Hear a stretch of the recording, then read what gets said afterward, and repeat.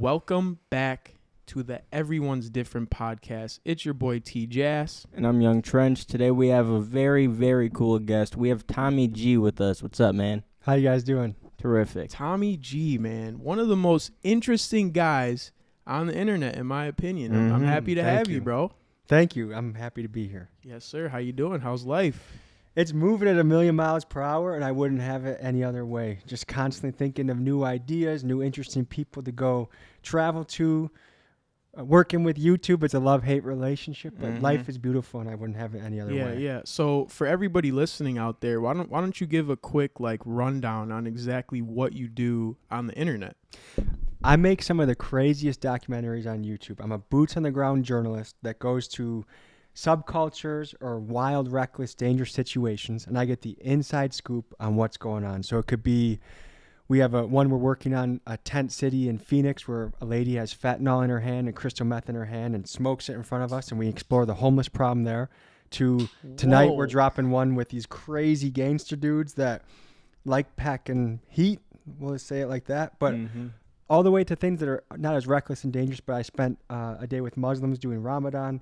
I spent a day with Jewish folks doing a holiday. So any sort of subculture or interesting group that might be hard to get access to or you might be interested in, I'll be there filming and talking to them. Bro, that is so interesting. Yeah, that's crazy. I love my job. Dude, it sounds lit, man. How did you get started in all this? Like, when did you know this was a thing for you? I think I've always just been a curious kid. I've been fascinated by so much. I've always been a guy that is endlessly reading, and it could be, one day I'll be reading about Malcolm X, the next day I'll be reading Dune, space book where they're going to, so there's not, to me, there's an endless amount of people that are interesting and that have a story to tell. And kind of my role is now to help people tell their story, and that's what I go do. Yeah, so you're super into just different cultures and everything. Yeah, and just how humans, dude, I don't even know what I'm doing half the time. How do humans figure out what they want to do in life? And especially the outlaws of the world, the people that aren't going to march to the beat of normal, cubicle, buttoned up society. Yeah. What are these folks thinking? Why is a pimp a pimp? Why how does someone become homeless? Why does a gangster rapper, we just talked to a guy, we didn't know this till after we left. He did 11 armed robberies when he was 14 years old. Wow. What? And I was talking to him, his crew, his dad. What leads to... No one is born a internet sensation basketball guy or a singer or whatever. But how do we become that? And that's what I'm kind of on my quest to find out. Wow, bro. That's so cool. You're a legend, bro. I just met you, but that's legendary. Well, thank you. I'm just trying to discover the world one step at a time. Yeah, that's crazy. So... You've done a couple documentaries out of Milwaukee, correct? Yes. And you have a very big documentary out of Milwaukee. The biggest one yet. Yeah. The biggest one yet, and that's with the Kia Boys, right? The Kia Boys. We gotta explain what the hell that is, because there's people that do know about the Kia Boys, but there's people that have no idea what the hell the Kia Boys are. Yeah, it's kind of crazy because everyone, whenever I was mentioning you, everyone kept talking about the Kia Boys, I didn't even know what it was, and I'm from 40 minutes away. Yeah, literally. So what is the Kia Boys, and how explain how that whole thing happened with you getting in touch with them to making this series, and you actually got picked up by a lot of news channels and stuff, correct? Yes. From that documentary. Yeah. So here's the overview. I think teenage boys across the board are known for getting into trouble, known for being rebellious, but they express it in different ways. When I was a kid, we would sneak out. We would light bottle rockets. We had these things called Drano bombs where you'd mix tinfoil and Drano I did that. into a big 2-liter bottle, and then you put it in the middle of a ditch, and then you just sit in the bushes all excited, waiting for it to go. And so you do things to push the limit as a teenage boy. These teenage boys in Milwaukee and also all over the country, what they're doing to push the limit is they are stealing, in particular, Kias and Hyundais at a record rate. 10,000 cars in the last year, which I think comes out to 300 a day in Milwaukee, are stolen. What? And it's not I would guess the same 200 to 300 kids are doing most of the stealing. And these kids are wild. They will drive on the wrong side of the road for fun. They'll drive on their high school sidewalk for fun. They'll drive through a park where kids are playing for fun. And so I had an idea. I had a few ideas. Ideas that could change my life was how it was written in a Google Doc.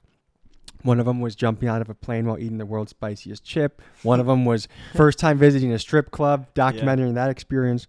One of them was interviewing the Kia Boys. And a gentleman that I met while doing the strip club video DM'd me and said, "Hey, I want to work with you again. What can we collaborate on?" And so I sent him a few ideas. He FaceTimed me back. He had a Kia Boy right in front of his house.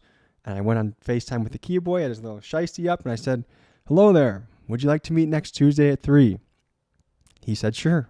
So at Tuesday at 3, we met. We went on the block. We talked to citizens beforehand to kind of get their scoop on how big of an issue this was. And we found that half the people we talked to either knew someone or had themselves been stolen by the Kia Boys. So it is an out of control, massive problem. That is crazy. So you actually went to the block with these guys. Like, did you feel any sort of like danger, or like were you in any danger? Did any crazy shit happen? Like, yeah, I mean, a good chunk of these ideas, there's definitely a little bit of nerves on the car ride there. Yeah. Like, is this a good idea? Why are we doing this? Yeah. Are we going to be okay? But you love this shit. I love this shit. But this is the common thread. One is we're getting a lot better at screening contacts. So like most of the time now we get with the OG of an area, he brings us in, we're safe, we're secure. This was one of the first documentaries I ever did. So it was really just, these guys want to tell their story. The only thing that I was really concerned about was them crashing in front of me, like trying to be too wild and trying to show off and them crashing, which they actually crashed into the front yard of a house during it. Oh. They also, off camera, they were a few blocks away. They crashed into a school bus during this video shoot. And so I was worried that someone was either going to get hurt to hype up the video, or that I just wasn't going to get into a car with them, because I thought my chances of dying or getting very injured were high. Wow. Damn. What the fuck? So, That's wild, I man. assume that these people, like, they were relatively cool to you. So you had a good experience with them, I assume. And that's something that I've been wrestling with a little bit. Like, even the guy that did 11 armed robberies, he said, he's like, I've been tying people up. Like, we had a really good time with him there. Yeah. But at the same time, he's someone that I wouldn't want near my children. Yeah. Or I wouldn't want to live next to me. Yeah. So, like, it's kind of wrestling with, my job is not to tell people what to think when I cover this stuff. My job is to show people what's going on, and I think ask enough tough questions in the right situation to test the morality of some people. And these boys, like, in some way you feel for them because they're talented, they're funny, they're ambitious, but they also, like, they're old enough to know that they're terrorizing the city. Yeah. Yeah. Like, they are ruining people. How many people without insurance have they stolen the car from that all of a sudden don't have a ride to work anymore? How many people have they stolen from that? It really can ruin their life. Yeah. And so it is a difficult thing, I guess. Like, you want to share people's story, but I'm also not there. I'm not there to check them, but I'm not there to, like, hey guys, sign up for the Kia Boys. I got a link in my description. If you want to become one, we have a training program for you. You know? Yeah. You're in like a tight situation where it's like you're just trying to document their lifestyle pretty much. Yeah, and you're not trying to say it's a good thing, but they're also just not necessarily bad people. A lot of them just had the wrong upbringing that kind of creates that type of stuff. 100%. Like, I think these kids have been failed on a few different levels. Yeah. I think they've been failed at the home level. I think they've been failed as a society. Like, I think there's, like, it's the perfect storm is really what it is. And I operate under the philosophy that the best thing you can do in your life is take personal responsibility. That's the people I know that are most successful are extremely in control of their destiny.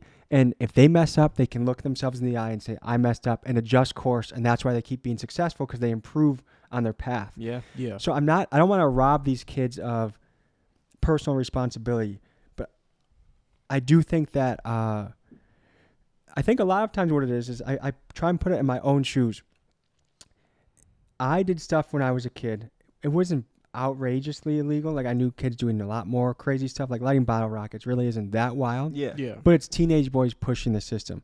In this case, I would imagine most of them are teenage boys. Their mom's probably at work, and they're just without supervision, and so they go run wild, and people become desensitized over time. So like they're just doing what a few other their buddies already done it. What's the big deal? exactly. Don't be a pussy. Just are you gonna take it around the block or not? Like, and all of a sudden you get peer pressure and stuff that it doesn't feel that bad. Like to them, they're just doing crazy card tricks.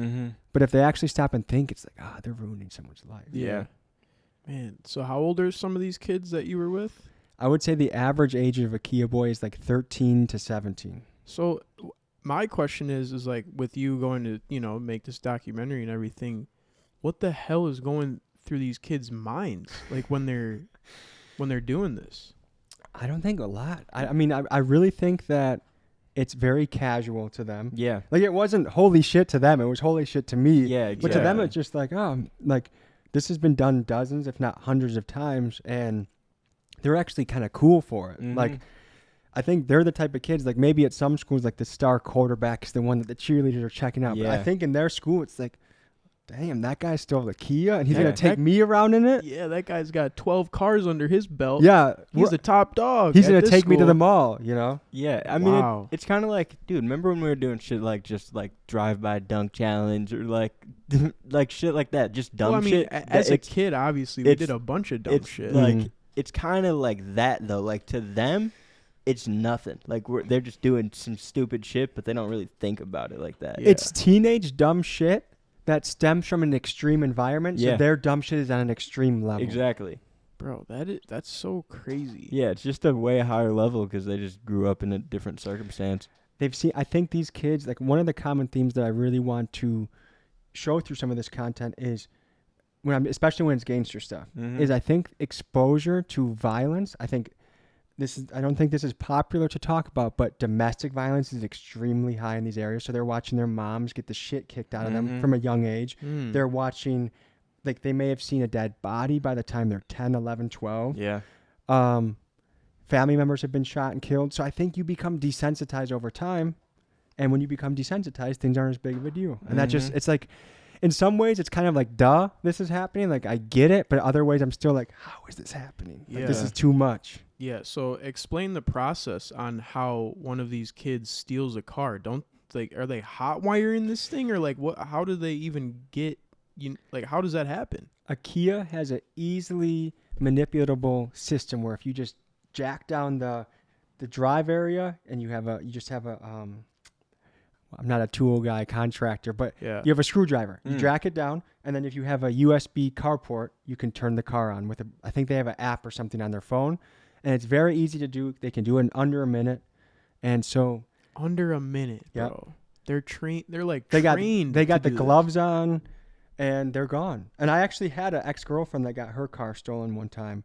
Was it a Kia?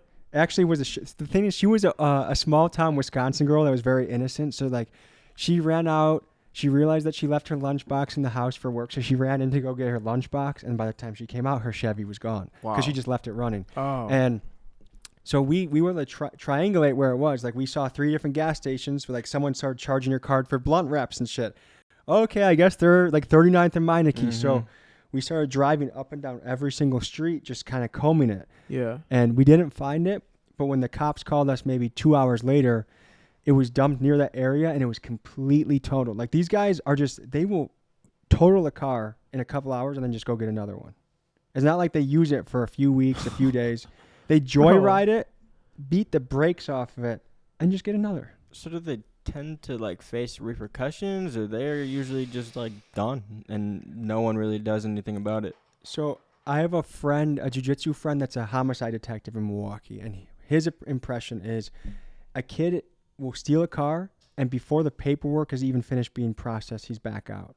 And you can return a kid to his mom 3 times in a span of a couple months, and it's a slap on their wrist. Because they're not adults. They're not adults. Yeah. There's got to be a consequence. Yeah. I don't think we should get medieval and do... but, like, if the punishment was noticeable enough, I think things would stop. Here's the thing that we've gone wrong with in this country is we've tried to say mass incarceration with really long sentences. That's the answer. That's going to stop it. It hasn't. It hasn't stopped. And I don't think you should be putting a kid behind bars for 10, 15 years as a 13-year-old. That's crazy. Yeah. But what can be done, like at a program level, or what's a punishment that it sticks with them but doesn't mess with them for the rest of their life? Mm-hmm. Yeah, that would be my question. Is like, what could be the solution to this problem? Because you said 10,000 cars a year, Mm-hmm. and that's what you said, 300 a day. Yeah. Mm-hmm. Bro. I'm not saying we bring back. You guys know what they do in Singapore to people that mess up, like they cane them in public. I think that I would never want that, because if you give that power to a government, all has to go into the wrong person's hands, and all of a sudden I'm getting caned in the public square, and that's crazy. That you never should let the government do that. Mm-hmm. But that's a punishment. Like, do you think any car theft happens in Singapore? Hell no. Dude, if you knew that your naked ass was going to be whipped by a stick, you would never do anything. Like, there was a story of an American maybe a decade or two ago that I think graffitied, or he did some sort of vandalism, and I think he got like 12 whacks with a cane.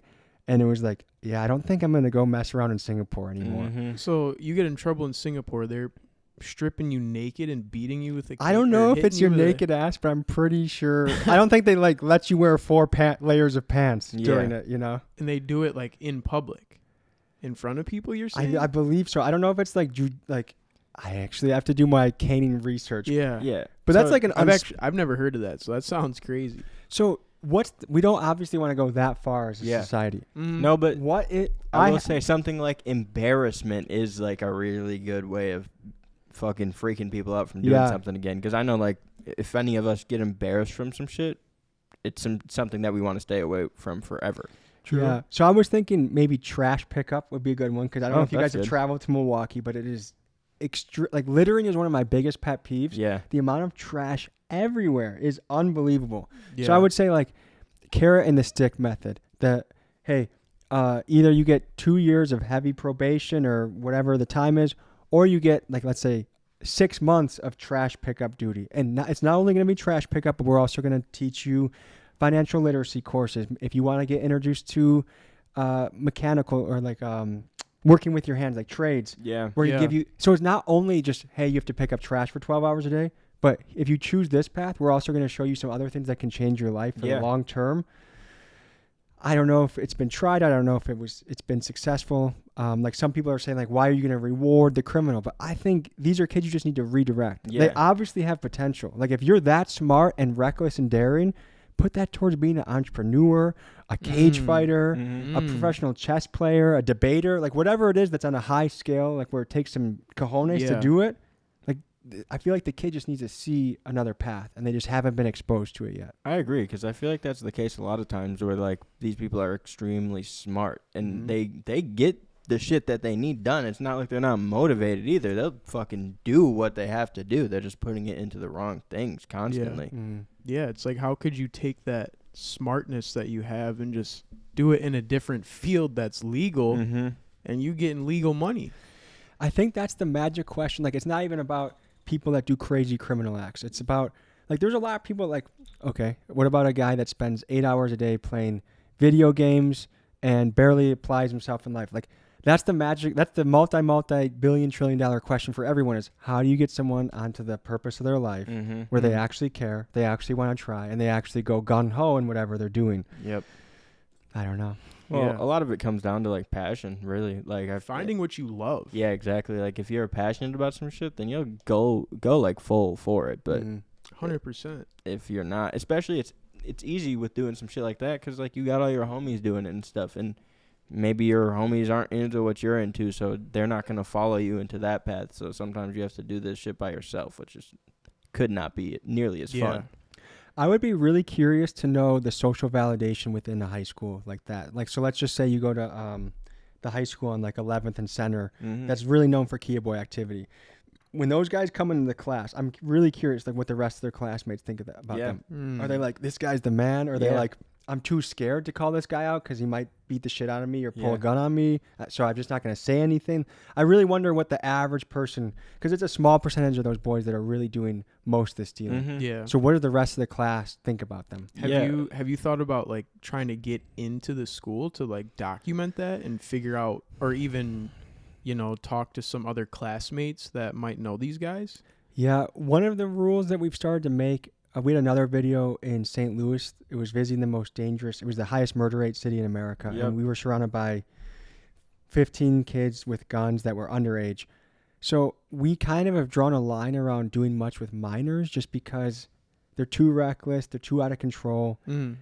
And I don't know, like, given that the Kia Boy documentary is so well known in Milwaukee, I don't know if I could talk to a high school administrator and be like, I want to film something at your school, but don't worry, it's not going to be Yeah. showing how crazy things are. Yeah, no, I get it. I was just wondered if that was like in your brain process of documenting. I would definitely love to hear more opinions because I've gotten to talk to a bunch of people in Milwaukee about it, and I think most people are happy that it's been covered and brought to light because they're like, no one was really giving a shit about this, and now all of a sudden, like that video was in every email box for every police officer in Milwaukee. Even new hires are starting to have to watch that video. The mayor watched that video. Yeah. I mean, it was widely seen in the city, and so.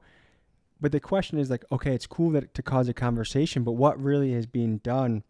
And I feel like the people in Milwaukee politicians step up, they have this grand statement, and then what really changes? Yeah. And is it really the politician's responsibility? Like, it's not like the mayor is stealing the cars, but as a mayor, what do you even do Yeah, like how do you to fix curb it? that? Yeah. Because even chasing these guys is too dangerous. They have rules that if it's a high-speed chase, that they don't chase because the chances of someone getting killed in the chase is so high. Yeah. So what do you even, like, they almost know that they can get away.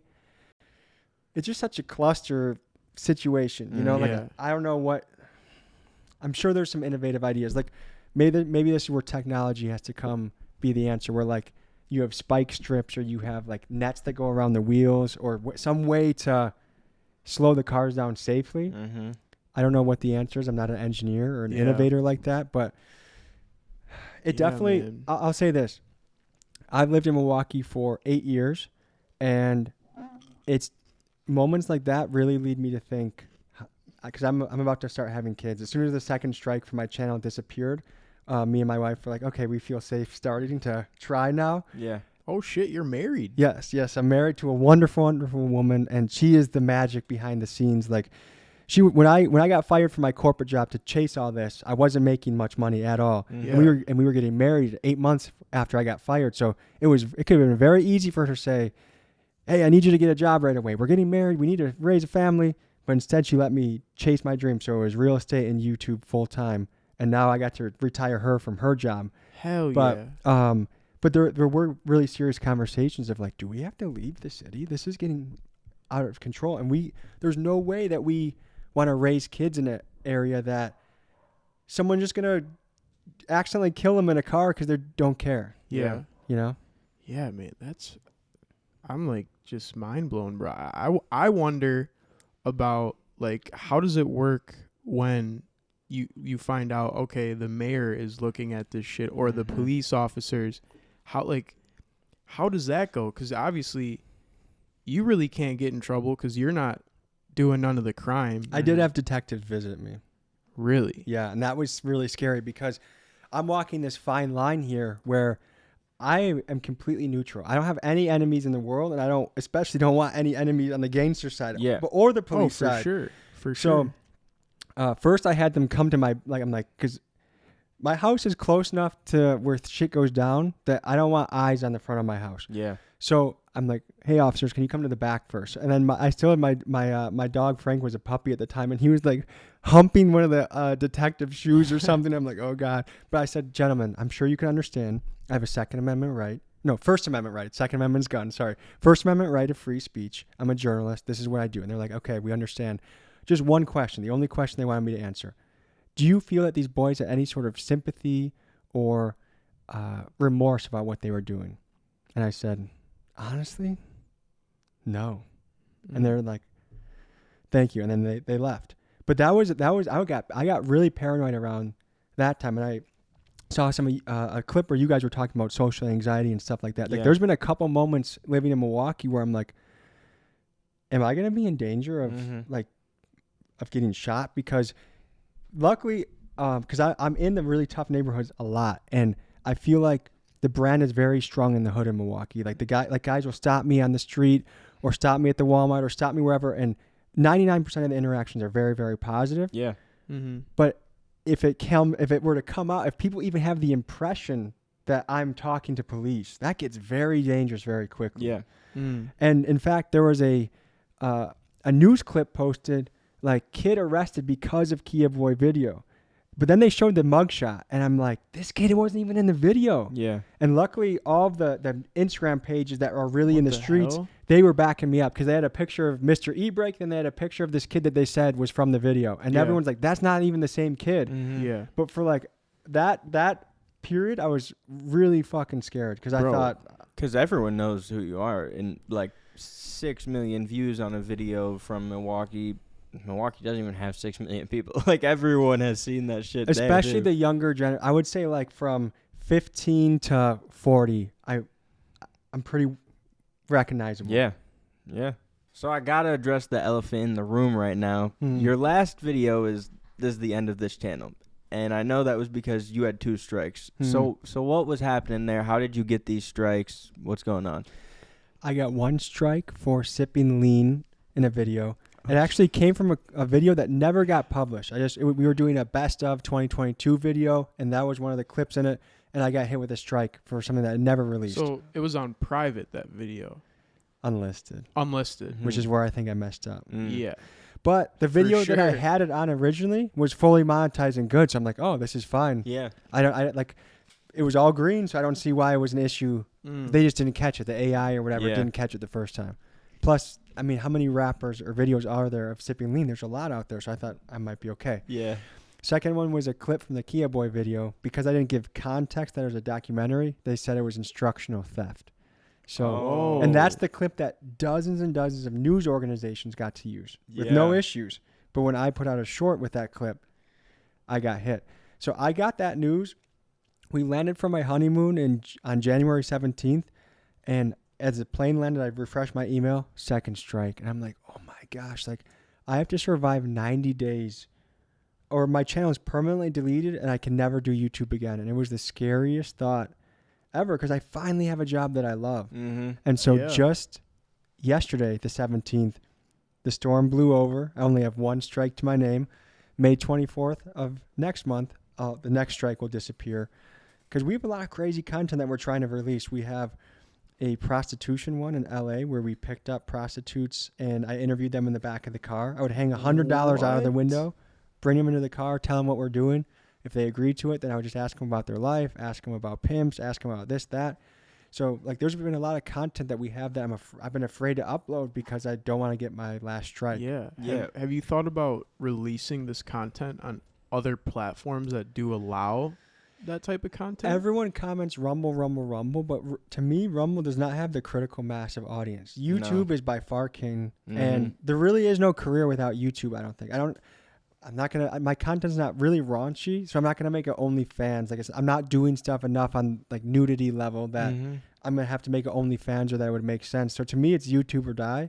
Yeah. And I was looking at the death of the favorite thing I've ever got to do as a job potentially happening, and Yeah. that was really scary. That is Wow. extremely scary. Okay, you brought up this prostitution thing, and like I can't not hear about this. Okay, so Bro, that's so crazy. So you said you put $100 out the window. So they would come in, they would talk to you, and you obviously paid them for their time. I assume. Yeah. So the basic, because at first I was so nervous because I'm like, I don't even know what I'm doing, dude. Like just the act of like rolling down the window and being like, hey, like I don't even know how to talk in the right way. Hell no. Like I wasn't smooth. So then like I'm like, okay, money does talk. So then I'll just hang out. Like, it got rejected a couple times. I'm like, dude, I can't even pick up a prostitute. So then Yeah. we start hanging the money out the window and just saying, hey, I'm a documentary filmmaker. I can either give you a mask or you can blur your face. 5-10 minute conversation, $100. What do you think? And 2 out of like 9 said yes. And we'll drop that episode in 2 or 3 weeks. And I'm really excited about that one. That is Wow. crazy. We also got to talk to a pimp.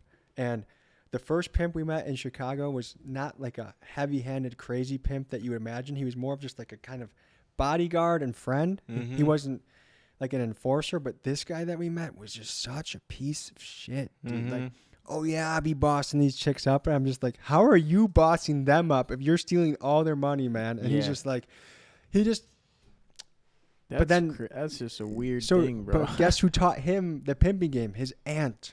Really? So it's like, I remember I read the Iceberg Slim book, one of the most famous pimps of the 1940s. The first paragraph is him getting sexually molested by one of his mom's friends. He's eating the cooch of a woman, and he's 3 years old. What? The fuck? So like within the first paragraph, it's like, oh, like I get, like now no one's born a pimp, but it's now that I just read that paragraph of what happened to you when you were 3. Yeah, it fucks you it up. It starts to make more sense why what? you are the way you are. That is fucked. Yeah, some shit like that will put you on a fucked up path.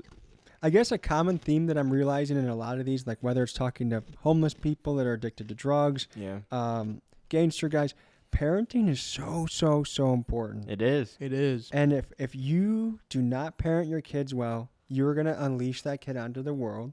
And obviously, like there's extreme cases. Like Jeffrey Dahmer, did he have a bad childhood? It doesn't seem like it was that egregious. Like it doesn't excuse anything he did. Yeah. But the common theme in a lot of these people I'm finding is just really messed up home lives. Yeah. For sure. Well, you're a product of like what you grow up in. Like that's really how it is. Like you were saying like earlier about the kids that would see their mom getting abused or something. Like that's the people that can sometimes turn into that exact same thing. And it's scary because it's something you would never imagine. Like these kids don't imagine themselves doing that. They're like, fuck this person that's doing this to my mom or whatever. And then they just but when become you're that. a powerless little 5-year-old and there's a grown man doing this. I just had a situation the other day, a tenant of ours, the first night she moved in, I get a call from the other 2 tenants in the building, like, hey, there's been shots fired. Things are going crazy over here. I'm like, what? So then the story is, apparently this woman cheated on the man. The man kicks the door in, goes upstairs, breaks all of her shit, drags her out, throws the TVs on the ground, shoots the TVs, threatens her. There's footage of them like wrestling on the ground. And then I see her the next day and she's a big black eye and she was in the hospital. Oh my God. I had another tenant that a domestic violence shelter reached out and said, hey, I need you to help place this lady. She'd actually gotten shot by her boyfriend. And don't worry, I mean, he's going to be away for a long time, so you're not going to have to worry about him. But she needs a place to stay. Can you work with her? And it's like, yeah, I can do that. But it is shockingly common. Like, I guess I'm really curious to know the percentage of women that are in a situation like that. 'Cause it just seems really high in Milwaukee. No, it's a very horrible thing too. You know, I know women who have been through certain situations like that, and it's fucked up, bro. Super fucked up. Should not be happening at all. But you're in the real estate side of things. It sounds like you're talking about tenants over here.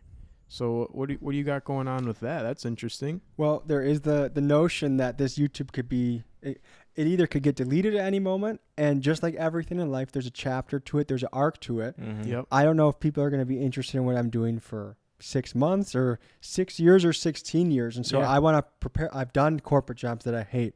I just am preparing myself that when YouTube is no longer my calling or my life switches, that I have enough passive income that I'm okay and that I'm free to live a lifestyle of my choosing. And so real estate is something I've been really invested in the last few years. I bought my first property 4 years ago. I bought a little fourplex, and nice. And since then, I have one portfolio with a partner, and then one of my own little portfolio. And so it's a fun game, but that's also opens your eyes to a lot of there's a lot of messed up situations in Milwaukee. Like the amount of houses that are just so fucking terrible. Like the landlord doesn't do anything. Yeah. Or I've been to houses where there's been a known roof leak for 4 years, and the ceiling from the second floor to the first floor, you could literally see outside of the house because they just never fix the roof. And so they just have like a bucket and a tarp on their living room floor. Yeah. Or like people will come up to me like, hey, you have any available units? Like my landlord hasn't fixed my sink in 3 months. So I've seen the shitty landlord side of it, but I've also seen the shitty tenant. Like the first time I ever had to evict somebody, these people owe me 3 months of rent, and I didn't have good boundaries then. I like let people walk over me at the beginning. Yeah. Like I just was trying You're to be too nice. A nice person. And I was like, I Yeah. don't want to kick up. Like, oh my gosh, like you're a family. Like it's a woman, a boyfriend, and the kid. Like I don't want them to have to not live here. Yeah. But then I got to a point where you owe me for 3 months, and you're just yanking me around. So I got them out of there. On their way out, they cover the floor in chicken grease. They open up the windows and put the furnace on high, and they start flooding the bathrooms because I got a call from the downstairs neighbor. She's like, landlord, they're flooding my house. And I'm like, what? And then I'm driving there on 911, like wondering if I can break the door and legally, or if I have to let them flood my place and just like, because I don't know what, like you have to protect, you have to respect their rights. So 100%. I don't know what I was allowed to do, but luckily that guy opened the door and he was just like smirking in the hallway. And I'm just like, what a weak little pussy. Like I felt bad for him. Like part of me wanted to like just slap him down the stairs, but like what is that going to accomplish? Yeah. But so are you not running background checks on your tenants? so these were people. This is a key lesson I've learned in real estate is I don't like to inherit anybody. So these were people that I bought the building. They were already there. Oh, okay. So now I've learned I like to buy vacant buildings so I can place everyone that goes in there, because then my history for success is going to be, my track record is going to be really good. Yeah. When I inherit people, it's like 50-50. Like we inherited another lady.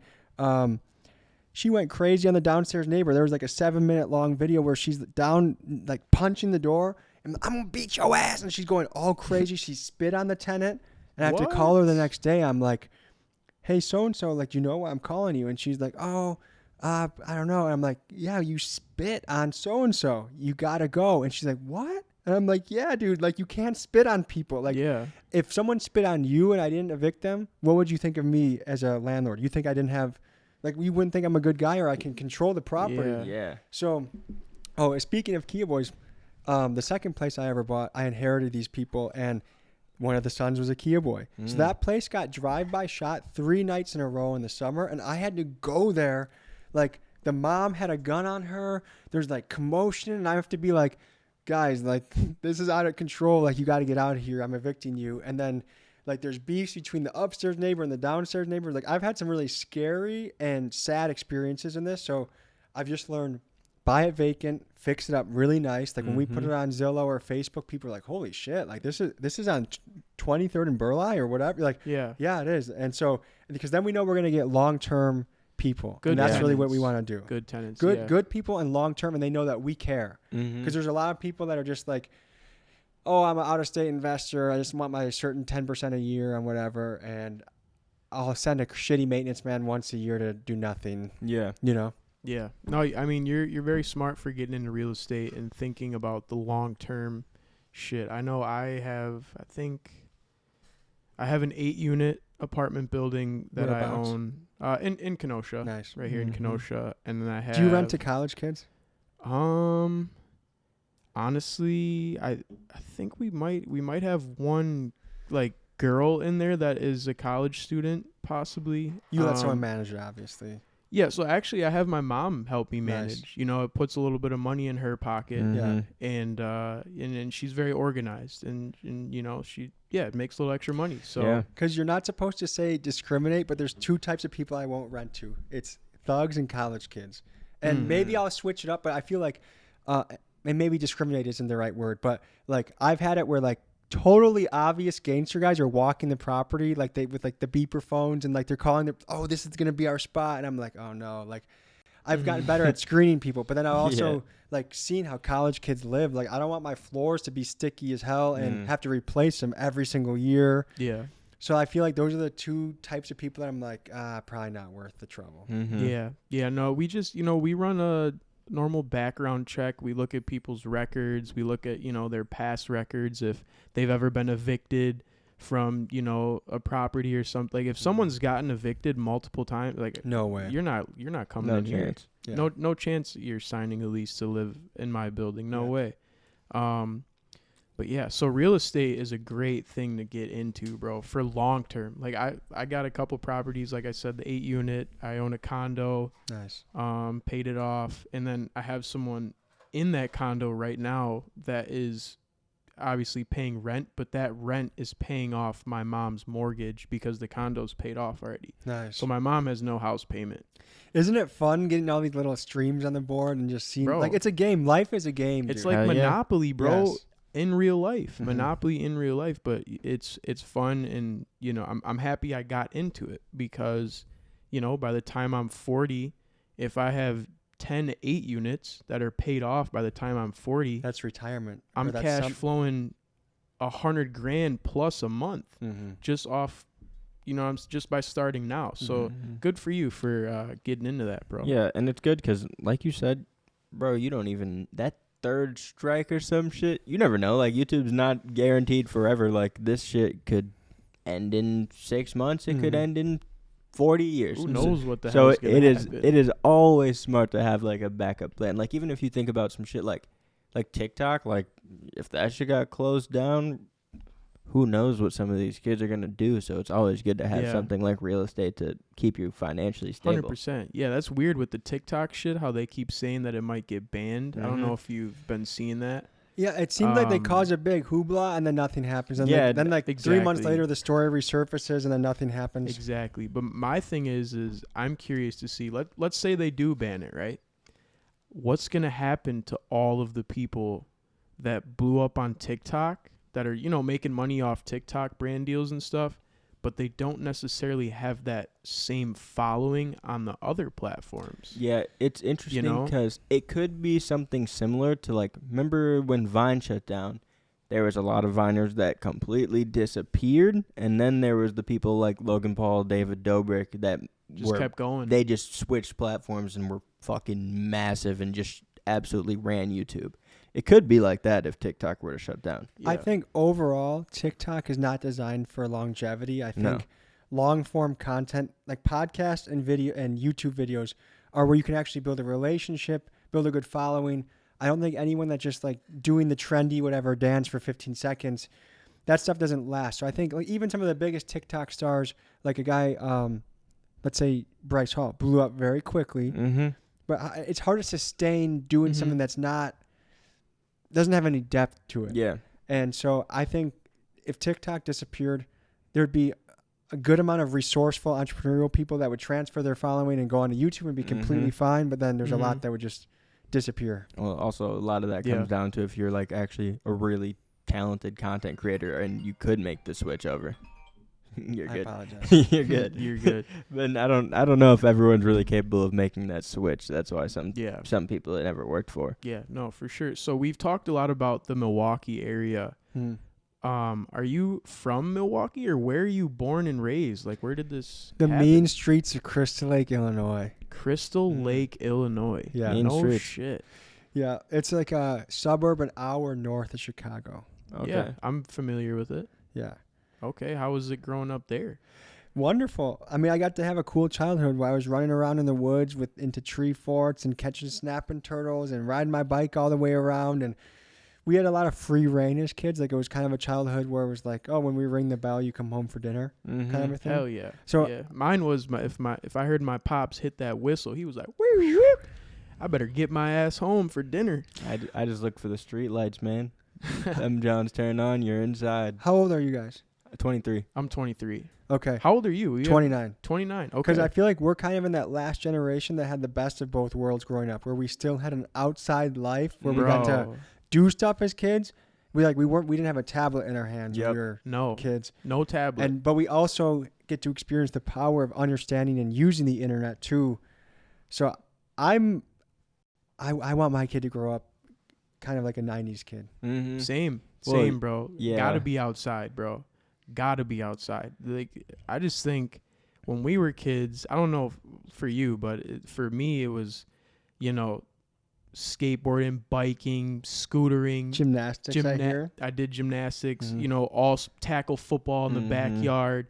You know what I'm saying? We might even have played tackle football on the street. Bro, you know what I'm saying? Like, for real. I used to have some of the hardest hoop sessions. I bet someone would be leaving my house after they got punched in the face because we were grinding out there. Just a good way to explain it was like literally just like exploring, bro.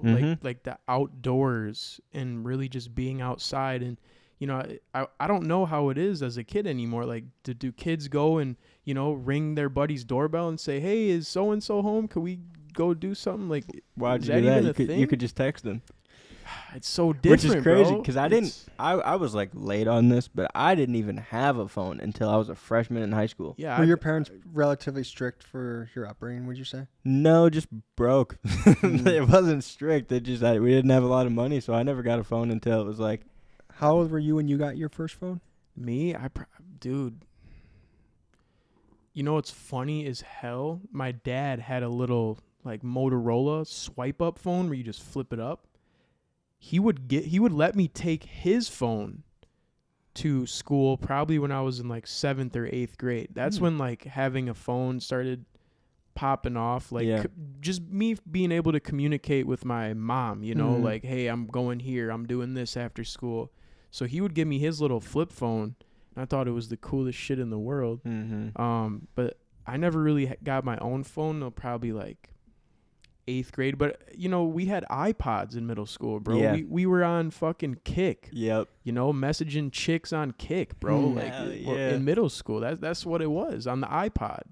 So, but to get a phone, probably like 7th or 8th grade, I got my first phone. My parents were kind of strict. I would say like Christian parents were, I don't know if I was a sophomore or a freshman when I got a phone, but it was definitely more of like,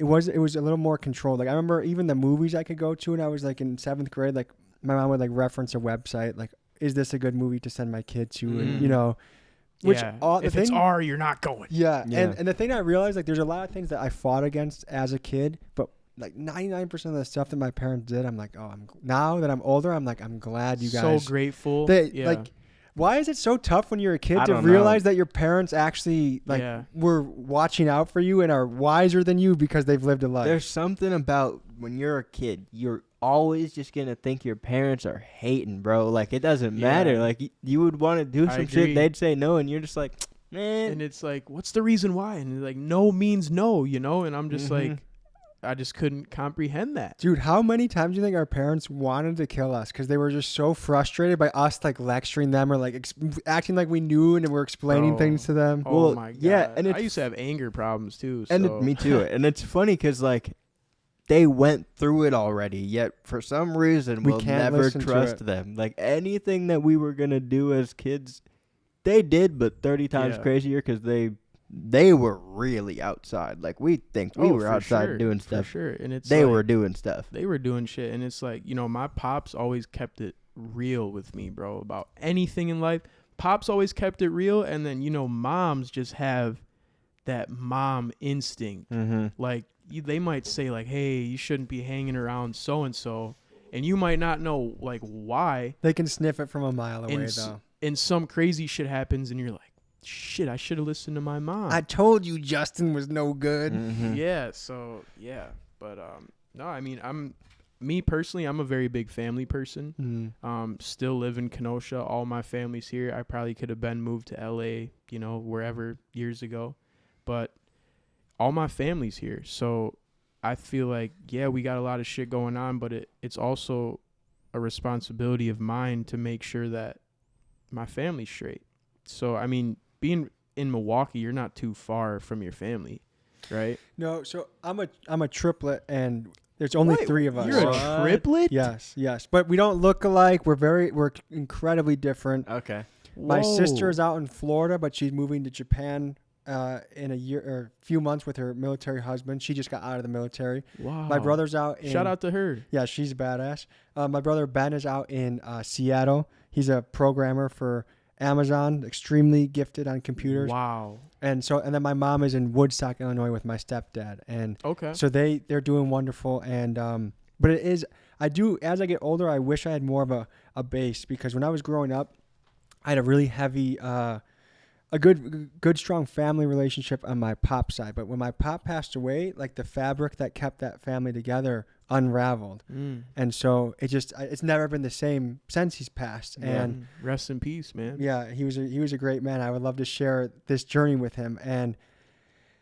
But it does make me think, as I start to have kids, like I want more people close by. That's a weird element of the modern world, that you're kind of just it's amazing that you can leave your home and leave the nest to go do very interesting things with your life, but then being like the simple life, I'm realizing there's so many elements of it that are wonderful, like being able to be close to grandma and grandpa, being able to go walk in the woods with your dog, like all those little things is what most of life is made up of. Like the whole highlight reel that you see on Instagram, that's a small little tiny chunk, but the rest of it is cooking in the kitchen with your wife or walking your puppy, or that's what life is. 100%, bro. 100%.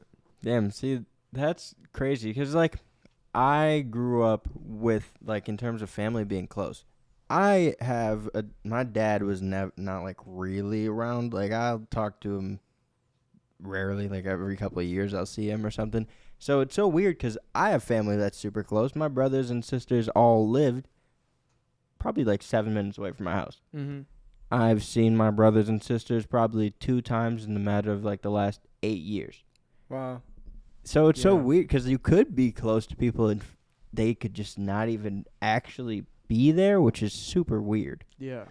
I don't know if this is a man thing, but have you guys realized as you've gotten older that if you want people in your life, you have to be the one to initiate and reach out. Otherwise, like there's people that I know love me, but if I don't call their phone, I just am not going to get a call from them. Mm-hmm. Well, and that's interesting too, because I think a lot of times they might feel like they're bothering you too. Because like you ever like not want to reach out to someone because you're just like maybe they just don't care to hear. No, I just call them all the time. Okay, so yeah, I'm like a type of person. I don't really want to annoy people, so just waste their time. Yeah. So I don't reach out to people. That's a good topic, bro. It's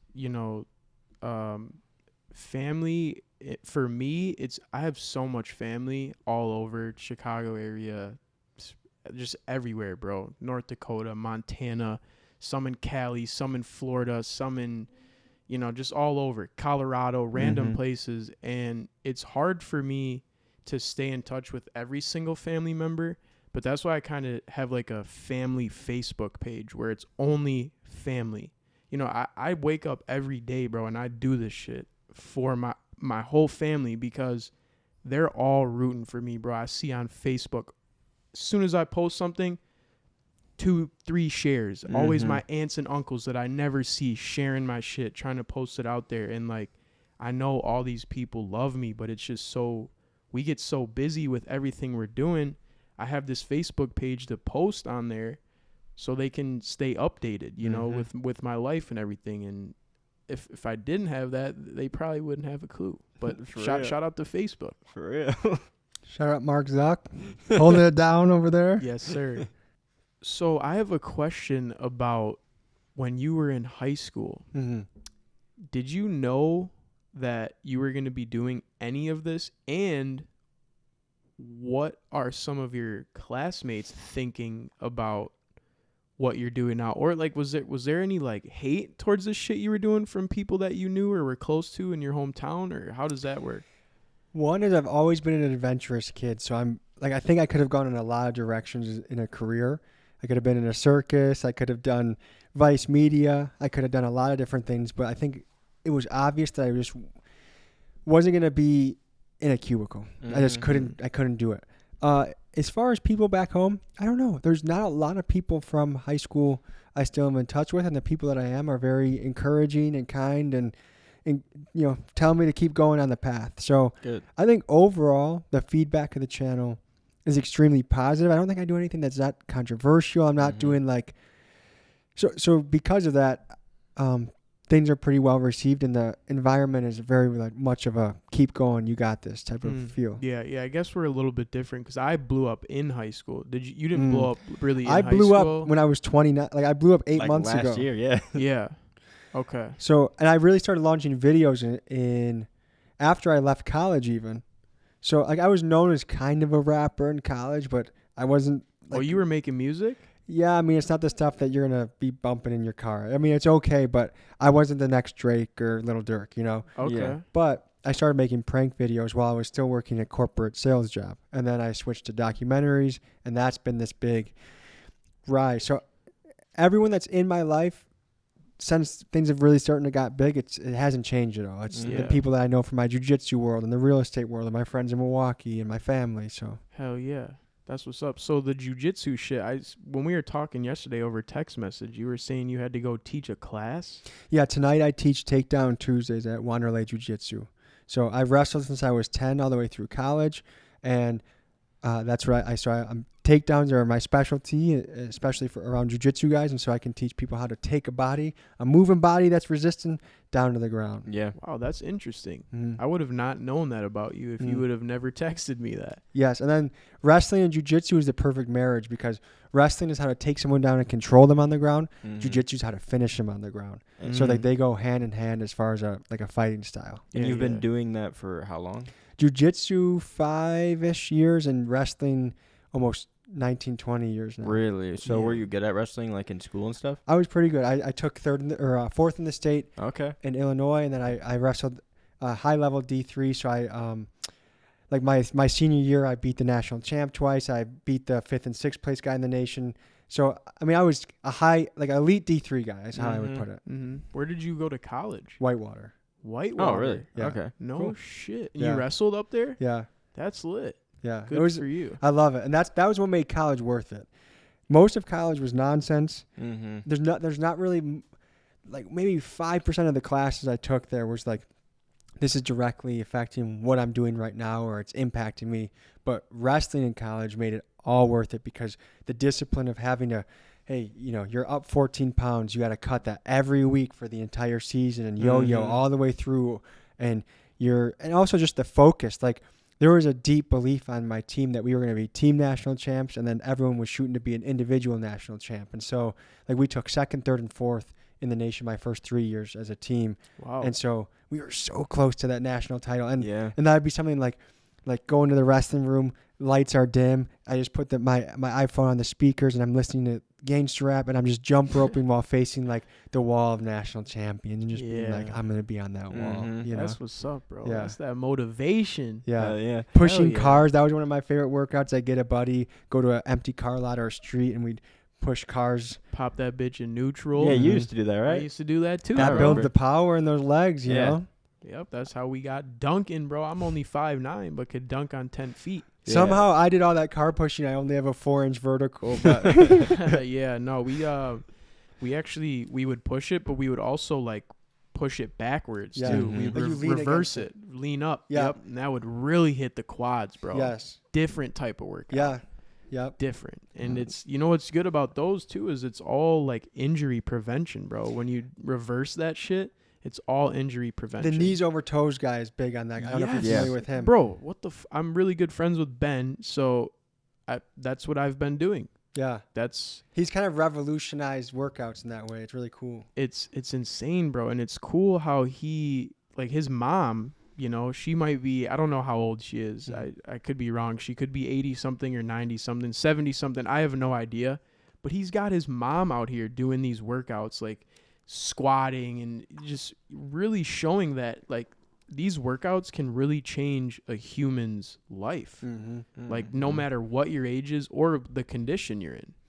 I just saw a statistic that 70% of Americans are overweight or obese. That wouldn't surprise me. That blows my mind, and that also is so sad because, like, no one really feels like. I know we're in like everyone's beautiful stage where you can be 400 pounds. Oh my gosh, you're so beautiful. You're a model. Like, okay, we know how people really feel, but not even having the own joy of experiencing what your body is capable of. Yeah.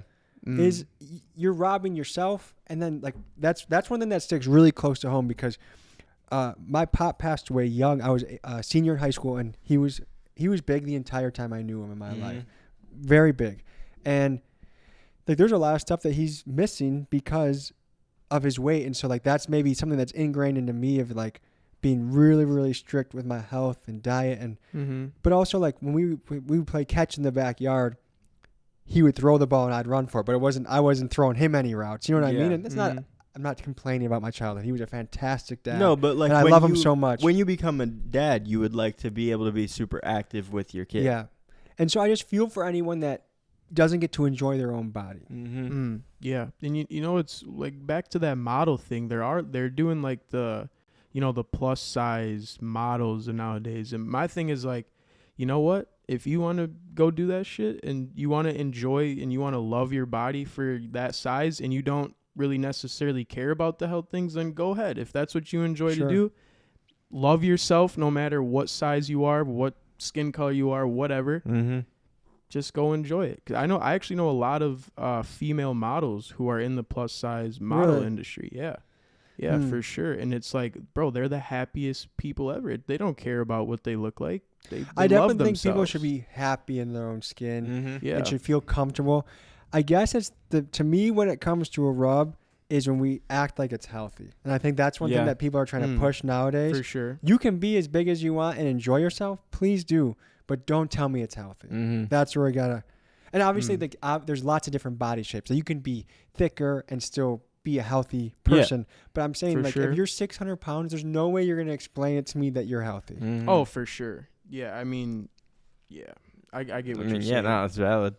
It's very valid. Because I mean, I think there's like a big agenda in the world right now where people are like, no matter what, like.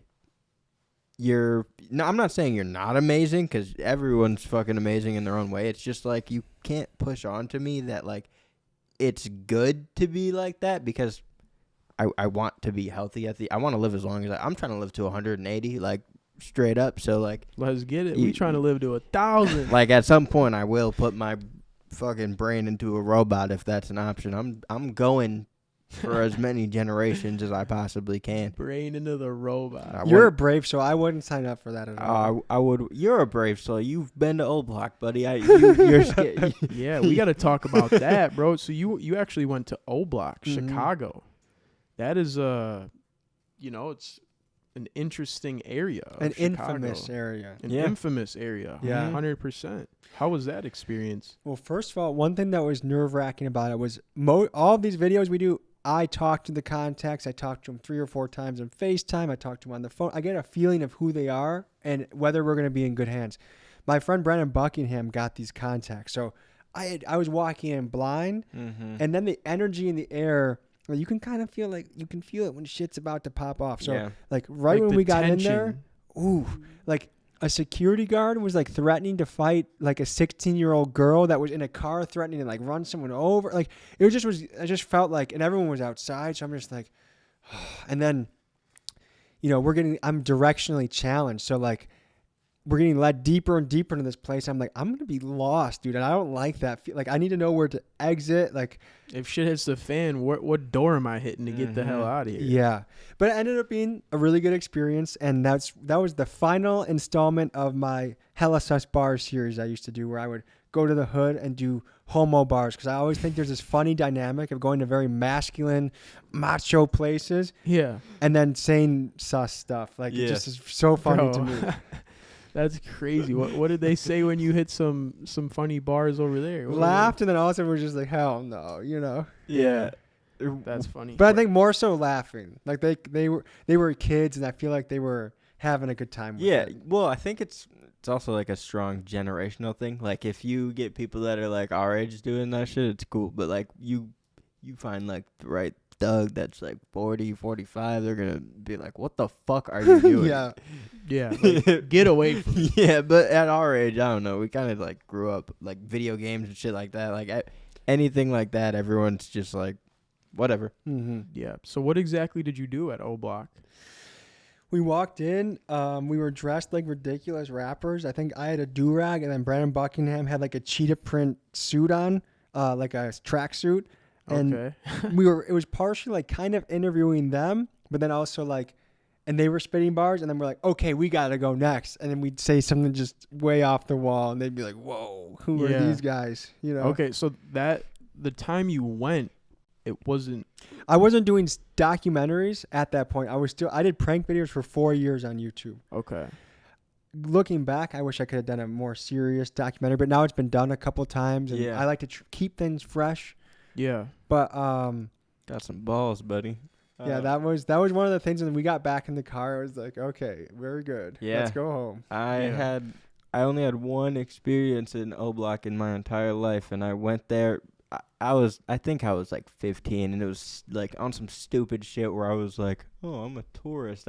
Obviously you're not supposed to fucking do that. This is a very serious place, and you had no connections going in there. No, you should never take it in that way. That's rule number one. Never. And I think it's disrespectful. I never would do that again. But I just remember going there, and I was like, shit, I gotta take a picture. I'm like in O Block. I gotta do this. I remember getting stopped by the police. The police were like, you don't look like you should be here right now. Like, what are you doing? And I was just like, I mean, I just kind of wanted to see what was happening. And they were like, well, we suggest that you leave because the house, like, literally right behind you right now, 2 people were just killed 6 minutes ago. So you should get the fuck out of here. And I was like, a cop told you that? Yeah. And she was like, you should leave. You don't look like you're supposed to be here. And I was like, okay. She helped. She was definitely.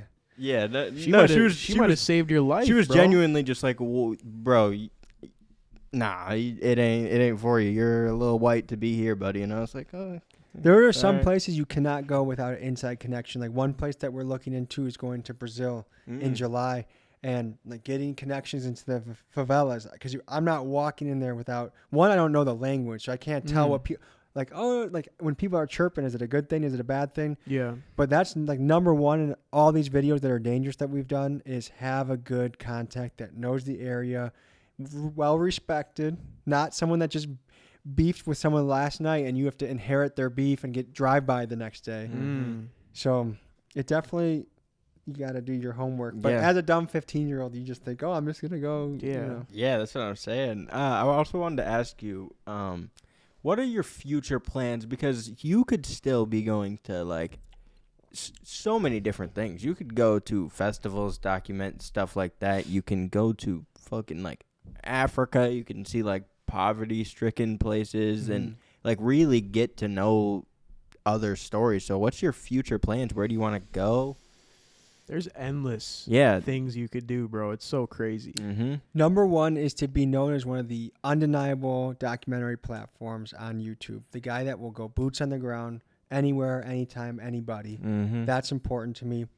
But then I really want to raise the element of journalism. Like I think one thing we have really going well on the channel is our ability to go places that are crazy, but I still need to, like our storytelling, our like just the process. We've only been doing documentaries for 10 months. So I just really want to become really proficient in the art of that. And so that's something that we're really working on. But as far as where, there's like, for instance, we always work on ideas by location. So like we're going to have a Miami trip. So, okay, we're trying to work on a piece with Kodak. We're trying to work on a piece with BOP Kosher. We're trying to work on a piece with a Miami Playboy on a yacht. We want to go to a reservation. We want to, like last time we were there, we did snake hunting. We caught a python. So like there's endless amounts of things to cover. And I'm just looking for interesting people, interesting stories, and also hard to access things. Like if 50 other people can cover the story, it's probably not one that I want to cover. Yeah. I want to go to the spot that are like, there's an element of how did you get in there? That's kind of, I think, part of the brand. Like, would you do some shit where you went to Mexico or something and did something with like, oh, you've already considered We got this? guns pulled out. We got raided by Mexican police, dude. We were interviewing this guy named Hostage, and they were suspected of selling drugs. And so 3 Mexican police with masks came in and had us get on the ground, and they deleted our camera footage, and that was probably the scariest moment we've had yet. But and then we want to be careful because, like, okay, like this would be a dream and a nightmare at the same time. If El Chapo said, "Hey, man, I love your work. I want you to come to my house and interview me," part of me is like, "Am I gonna die?" And the other part of me is like, "This is an opportunity of a lifetime." So, like, we definitely want to balance the danger. And the thing that occurs to me in my future is, as I start to have kids, I don't know how I'm gonna change in my. Like, will I want to be surrounded by 15 guys with guns that are pointing at me and Miguel and Keegan in the background? Like, I don't know. I don't know what my tolerance for that kind of stuff will be once I have a child. Yeah, exactly. But I do want to live a life with many stories by the time I'm an old man. And so I think what's guiding us right now is just a constant exploration. Like, oh, did you know this guy's over here and he can get us into this? And then it just, like, the brainstorm starts, and it's a really fun job. Yeah, I saw something recently that said your whole goal in life should be to make stories for your grandkids. And I think that's a fact, bro. like you are going to have some of the coolest shit that you could possibly tell someone. So I think you're doing it right. And you have it documented. That's what I'm saying. That's the cool thing. So they can't be like, you're full of shit, granddad. Yeah, exactly. No, trust me. That's what I'd be thinking about too. Like, we've done so many videos with iconic, like, celebrities, basketball players, whatever it is. Like, I can't wait to show my kids that shit or my grandkids that shit.